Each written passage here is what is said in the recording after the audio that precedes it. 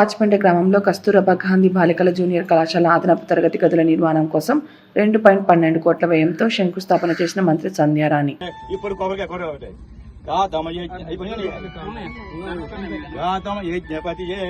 మందిరాయ గృహస్థాయ శాంగాయ శక్తి యువరాగలో మందిరాయ గృహస్థాయ శాంగాయ శక్తి యుక్తాయ అదే నిర్బంధ మేమబ్లా వాస్తు పురుష పడే వాస్తు పురుష ఇదం నమః లోపమాగ్రహయామి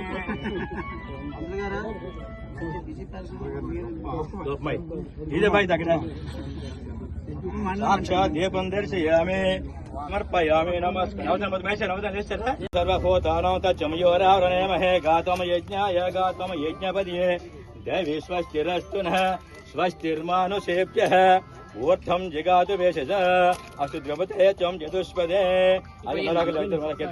అయం ముహూర్తస్వం దేవో బృహస్పతే రాష్ట్ర ఇంద్రశ్చాగ్నిశ్చ రాష్ట్రమధాద్రవగం ద్రవ తచమయోరావృణేమహే గాతం యజ్ఞాయ గాతం యజ్ఞపదియే దేవి స్వస్తిరస్తు నః.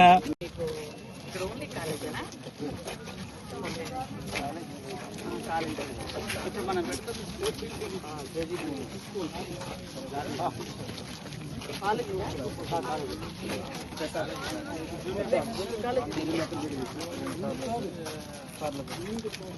తచమయోరావృణేమహే గాతం యజ్ఞాయ గాతం యజ్ఞపది ఒకటి యజ్ఞపది ఏ దేవి స్వస్తిరస్తు నః స్వస్తిర్మానుషేభ్యః ఊర్ధ్వం జగాతు వేషజ అస్తు ద్రవతే అమ్మ పాలు కావాలి చెబితే త్వం చతుష్పదే పాలు శ్రీ మహాగంధాస్తు ద్వాసయామి గోపన కాలే పునరాగమనాయ పాలు కావాలి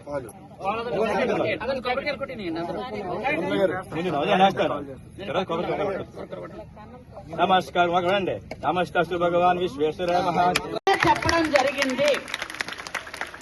కొంతమందికి వినిపించదు కదా, ఇంకొంతమందికి కనిపించదు.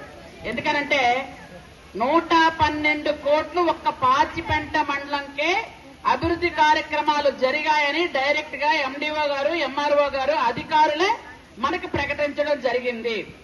కానీ కొంతమంది వైసీపీ వాళ్ళకి ఇంకా అవి కనిపించట్లేదు. ఎందుకంటే ఇది మేము చెప్పుకున్న డబ్బాలు కాదు, మీలాగా శిలాపలకాలేసి మర్చిపోయినవి కాదు.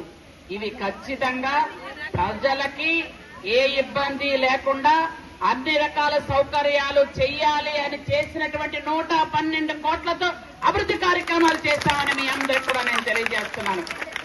ఈరోజు ఈ 112 కోట్లలో 11 కోట్లు ఎడ్యుకేషన్ డిపార్ట్మెంట్ కే పెట్టాం.